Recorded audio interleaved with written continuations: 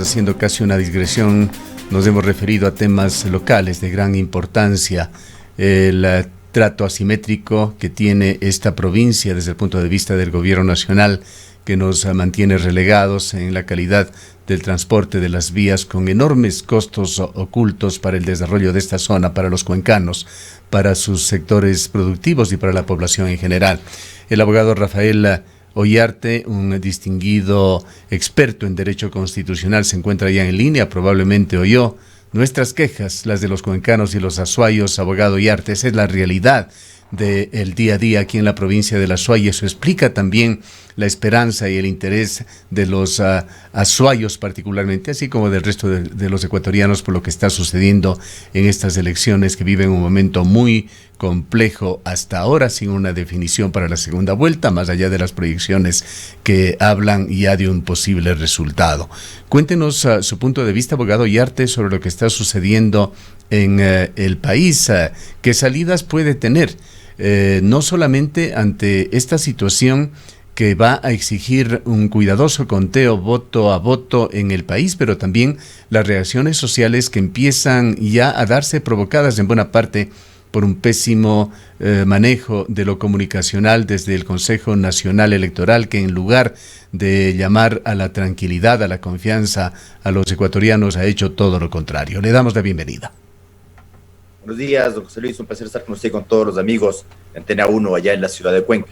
Y sobre los comentarios anteriores, déjeme decirle una cosa. Cuando el año pasado comenzó la pandemia, con algunos colegas profesores que teníamos que dar unas clases en la Universidad Católica de Cuenca, decidimos irnos en carro y nos llamó mucho la atención. Yo lo había hecho ese viaje hace muchos años, de que la cosa no era muy distinta que hace 20 años, hace 25 años, el estado calamitoso de las carreteras que nos conducen hacia la ciudad de Cuenca. Y conversábamos en el camino que también nos parecía llamativo que, habiendo tanto funcionario cuencano en el gobierno de Rafael Correa, no se hubiese hecho nada para solventar esa situación tan penosa que tiene apartado al austro del resto de la nación ecuatoriana, es decir, que tenga tantos problemas de conectividad una ciudad tan importante como Cuenca.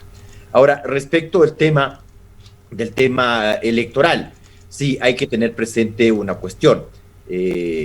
Cuando usted está haciendo el conteo de votos, tiene dos cosas: las actas que ha ido procesando y las actas que se han ido contabilizando, y le van quedando siempre unas actas rezagadas. No ahora, esto es antiquísimo, ¿no? El tema de las actas rezagadas, porque muchas veces en las juntas receptoras del voto, los miembros de la junta no llenan bien las actas, o las actas son inconsistentes. Por ejemplo, tienes en una mesa 200 votantes y resulta que entre votos nulos, blancos y los válidos entregados a cada uno de los candidatos, según aparece en el acta, te aparecen menos votos o te aparecen más votos, es decir, la suma no da. Entonces tienes un acta inconsistente, o un acta que no está firmada por el presidente de la Junta. Es decir, se empiezan a producir errores. Eso hace que el acta entre a una etapa de revisión, y yo le he escuchado al candidato Yacu Pérez decir cómo es que se llega al 98% tan rápido y al 2% tan lento, porque ese 2% tienes que volver a contar, es decir, tienes que volver a abrir la urna y tienes que volver a realizar el conteo de votos, y eso ya no se realiza por parte de los miembros de la Junta Receptora, sino que se realiza por un reducido número de personas que están en cada una de las juntas provinciales electorales, volviendo a realizar el conteo. Entonces, por esa razón se demora esa cuestión. Sabemos que el país está, entre comillas, en ascuas de saber quién pasa a la segunda vuelta. También sabemos quién tiene en la segunda vuelta mayores posibilidades que el otro candidato. Entonces ahí comienza el tema de cómo va a ocurrir la segunda vuelta electoral. Doctor Ollarte, muy buenos días. Hemos escuchado al candidato Yacu Pérez Guartambel, hemos escuchado también a algunos dirigentes del movimiento Pachacuti y de otras organizaciones sociales convocando a plantones, movilizaciones para defender la democracia. También se ha anunciado una impugnación. ¿Cabe en este momento que el candidato Yacu Pérez impugne el proceso electoral y se convoque a una apertura de urnas? A ver, respecto de los escrutinios definitivos, hay el recurso subjetivo contencioso electoral, es decir, si usted tiene alguna duda respecto de aquello, tiene que acudir ante el Tribunal Contencioso Electoral. Lo que pasa es que nosotros sabemos que tenemos un Consejo Electoral harto ineficiente y tenemos un Tribunal Electoral más ineficiente. Recordemos el famoso tema de la candidatura de Álvaro Noboa, que nunca se llegó a resolver. Es una cuestión increíble, ¿no? O sea, hicimos elecciones sin terminar de resolver eso. Y tenemos que ir a una segunda vuelta electoral el 11 de abril. Ojalá que esta gente no se tome el tiempo, cafecito, nos demoramos nomás, total, yo puedo contestarte en 15 días, ese tipo de ridiculeces, cuando usted tiene que resolver ya esos temas. Es decir, no vaya a ser que te vuelva a coger el diablo, pues, ¿ya? Y que estemos con el lío de no sabemos quién va a la segunda vuelta electoral, estando a puertas de la segunda vuelta electoral. ¿Y a qué horas hacemos la campaña? ¿Y a qué horas hacemos el debate para la segunda vuelta electoral? Es decir, vamos a ver, no quiero ser agorero del desastre, pero yo no quiero ver esto de que otra vez se produzca esta cuestión tan ridícula. Es decir, ya no hagamos el ridículo. La democracia es de elegir, te guste o no te guste. Es cierto, mire, en el Ecuador todos somos democráticos mientras nuestro candidato gana, y cuando nuestro candidato pierde, ahí se nos acabó la democracia, pues. ¿Ah? Es que yo he sentido el respaldo de la gente. No, es que no es así como usted gana una elección. Usted la elección la gana contando votos legítimamente. Y a veces vea, en Chile, por ejemplo. En Chile tradicionalmente los resultados electorales son muy cortos. En la segunda vuelta electoral se decide por décimas. Es decir, el que le gana al otro con 2, 3 décimas. Y no estamos viendo que el otro está diciendo fraude electoral, tonterías por el estilo, sino que respetuosamente acude el candidato perdedor, aunque sea por 1 décima, le llama al candidato ganador, le felicita y le desea suerte, ¿ya? Y hay la tradición esta, ¿ya? De incluso de visitarlo, de que el candidato perdedor le visita al candidato ganador para desearle suerte, porque es el destino de la nación finalmente. Acá, en cambio, creemos que esto es un partido de fútbol, entonces queremos ser campeones, estamos tirando los penales ahora, ¿ya? Y si yo gano me río del perdedor. Bueno, una cosa que es muy propio de nuestro carácter, ¿ya? Y vamos a ver cómo se hace la segunda vuelta electoral. Tenemos a un señor prófugo en Bélgica, hinchando ahora para que el candidato ganador sea Lasso, porque según él, que bueno, no sé qué, tendrá experticia en muchas cosas, pero de pitonizo, según él, a Lasso se le gana con mucha facilidad, no así a Pérez Guartambel.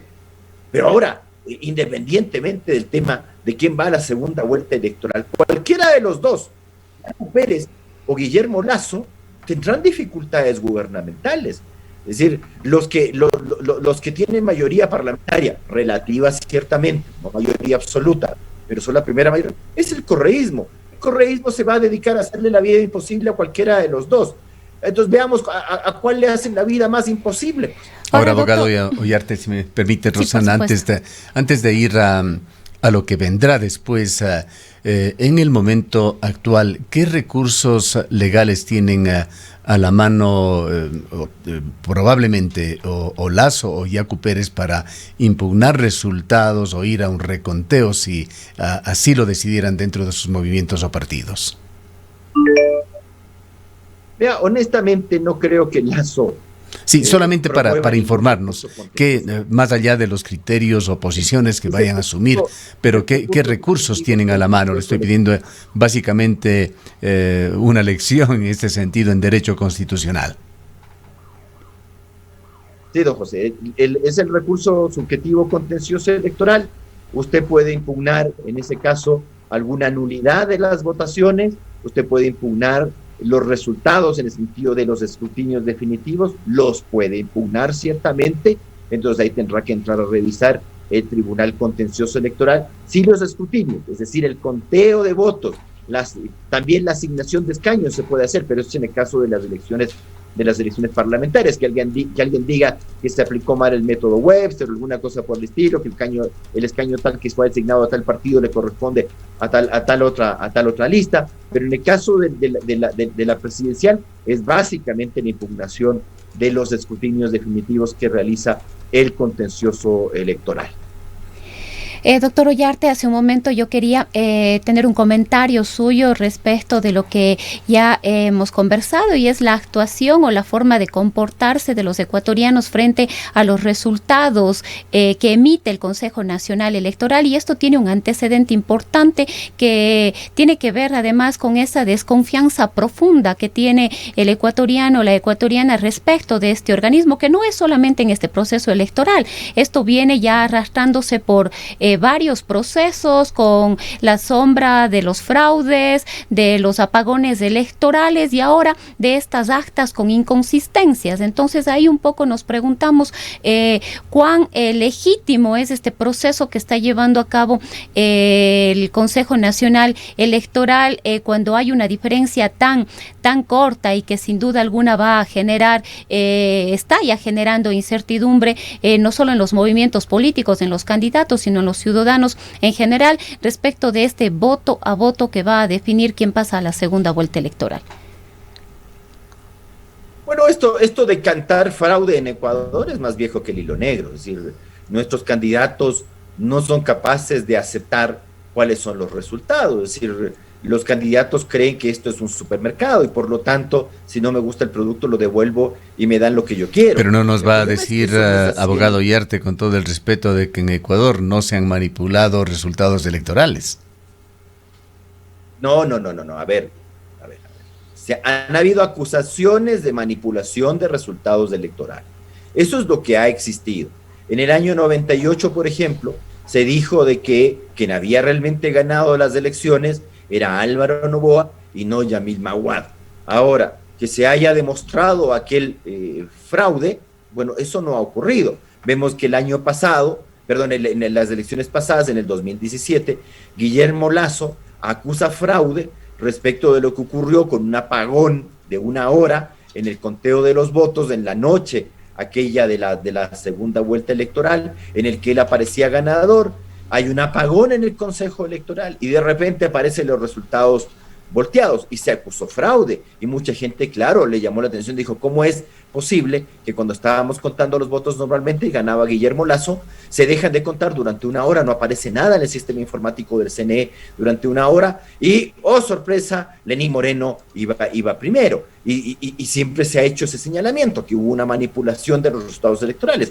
Ahora anda y prueba eso, porque claro, si Guillermo Lasso va con unas cajas vacías a decir que hubo un fraude electoral, una cosa es que yo acuse fraude o que yo tenga sospechas, porque así somos nosotros, y otra cosa es que eso sea así en la realidad. Es decir, los ecuatorianos somos muy difíciles de aceptar un fraude electoral. Bucaram también decía que le hacían fraude electoral.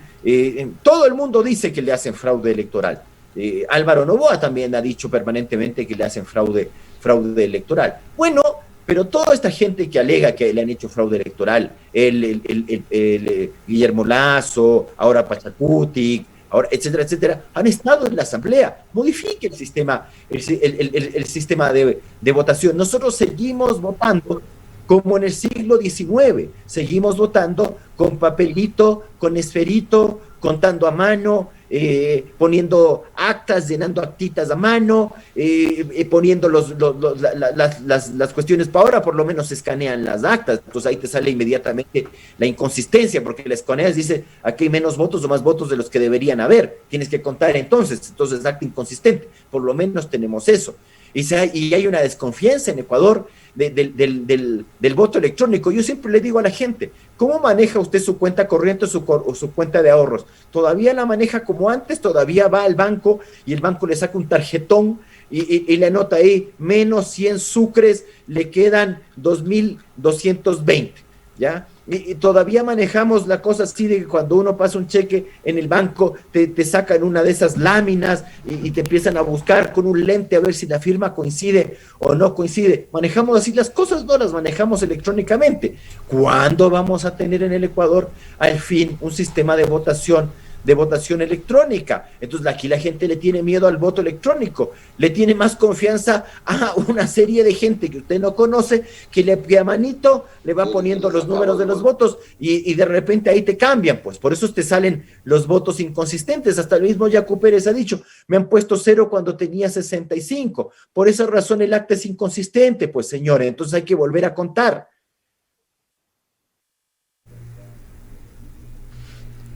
Sí, estuvimos por interno un tanto distraídos en este instante por una importante información que ya la compartiremos con nuestros oyentes, abogado Ollarte. Quisiera yo preguntarle con respecto a este nuevo término. Nos recordamos haberlo escuchado en otras elecciones de actas con novedad, que está acuñado, incluso registrado así en la página web. Hemos escuchado de actas rezagadas, de actas con inconsistencia numérica, de actas sin firma o con firmas defectuosas. En este caso, esto de actas con novedad, que se convierte en una categoría un tanto vaga, abstracta, que invita a la subjetividad, ¿de dónde salió y qué exactamente significa? A ver, un acta con inconsistencia numérica es: tengo más o menos votos de los que debería registrarse en el acta. Es decir, no me da el número. ¿Verdad que ahora, como incluso en la parlamentaria, porque no solamente el tema de la presidencial, el acta le puede salir con alguna inconsistencia por la parlamentaria. Recuerde cuando nosotros teníamos el famoso voto abierto, es decir, que usted podía votar por el candidato, un candidato de la lista 1, otro de la lista 2, 3 de la lista 3. Ahí era muy difícil establecer una inconsistencia numérica. Ahora es fácil, pues, establecer una inconsistencia numérica. Si tengo 200 votantes en la mesa, en la Junta Receptora del Voto Electoral, 21 del recinto tal. Entonces, si tengo 200 votantes, me tiene que dar el resultado exacto. Entonces, si de esos 200 votantes acuden a votar 180, tengo que tener 180 votos, nulos, blancos o asignados a cualquiera de los candidatos. Si tengo 180 votantes y me aparecen 179 votos en total o 181 votos, hay una inconsistencia. Lo mismo ocurre. ¿Qué tal si tengo, y además tengo que tener pues las 20 papeletas restantes? ¿Dónde están esas 20 papeletas restantes que deben quedar en blanco resguardadas? Entonces ahí se produce un acta con inconsistencia numérica o un acta con novedad. Me faltan las papeletas, o un acta que no tiene las firmas del secretario, ¿ya? O un acta que no tiene nombres, o resulta que se revisa, porque como se escanea ahora, eso es más rápido. Usted escanea la cosa esa donde le hacen firmar, pues, y resulta que ahí aparece, aquí votaron 180, y resulta que me aparecen 185 votos, o resulta que tengo más votos que el resultado total de la mesa, ¿ya? Es decir, alguien me escribió mal los numeritos en el acta, ¿ya? Acta rezagada, usted ya sabe cuál es un acta rezagada, es un acta que no ha llegado, es un acta que no la está procesando, se quedó en alguna parte, hay que recuperar esa acta. Entonces, eso hace que muchas veces ese famoso 2% final se quede ahí, y en elecciones muy apretadas, claro, se empiezan a generar estos problemas. Mira, esto pasó hasta en los Estados Unidos, ¿ya? Con las famosas actas rezagadas, con las inconsistencias, y que de repente ganaba Trump, y con lo poco que quedaba terminó ganando Biden. Y por primera vez en los Estados Unidos, algo que es muy común en Ecuador, le tenemos a un candidato diciendo fraude electoral, que fue una cosa muy, muy iberoamericana, ¿no? Esta cosa de no poder aguantarse el conteo final. Y el señor Trump seguirá diciendo de aquí hacia el futuro de que le han hecho un fraude electoral porque él en principio ganaba. Doctor Ollarte, ¿cuál es la expectativa que tiene usted ahora ya en el contexto de todo este análisis que hemos realizado? Usted advertía preocupaciones respecto de los tiempos para resolver impugnaciones u otros procesos para el 11 de abril, la segunda vuelta electoral. ¿Cómo visualiza usted que se va a llevar a cabo este proceso donde prácticamente se está contando voto a voto quién llegaría a la segunda vuelta electoral? Bueno, esperemos que nuestros órganos electorales, el Consejo Electoral y el Tribunal Contencioso Electoral, entiendan que estamos a puertas de las elecciones de 11 de abril. ¿Ya? Y entendamos que entonces tenemos que apurarnos en esta cosa, tenemos que apurarnos en el escrutinio, ¿ya? Porque genera zozobra, ciertamente. Hay que hacer una campaña, hay que hacer unos debates. Esperemos que no nos demoremos con las impugnaciones en el Tribunal Contencioso Electoral. Es decir, esperemos que por lo menos podamos tener una campaña más o menos respetable, porque la campaña electoral que tuvimos para la primera vuelta fue un desastre absoluto. Vea, independientemente de los resultados electorales, hay muchas cosas que hay que corregir de nuestro sistema electoral ecuatoriano, que es un sistema fallido, que es un sistema que fue hecho para que gane el candidato del poder. Esta cosa de que usted tenga, y que hayamos tenido 16 candidatos, y que 12 de esos 16 candidatos tengan una votación paupérrima, o que se siga utilizando las elecciones para promocionarse, que se sigan utilizando las elecciones no para que la gente elija, sino para que la gente te conozca. Y eso se da por un sistema electoral en virtud del cual la propaganda electoral, la publicidad electoral está muy reducida en el tiempo. Ahora tuvimos una campaña de 35 días en las cuales tienes muy pocas posibilidades de hacer realidad el tema de poder decirle a la gente cuál es tu programa gubernamental. Ni siquiera pudimos realizar un debate electoral medianamente que se pueda asimilar a un debate electoral. Esperemos que el de la segunda vuelta se pueda hacer. Yo espero que el Tribunal Contencioso Electoral de una buena vez por todas se haga responsable de las cosas y que no esté esperando, pues, porque además tenemos una ley electoral mal hecha, que primero se tiene que realizar la primera instancia ante un juez electoral y luego una segunda instancia. ¿Y eso cuánto te toma? 30 días.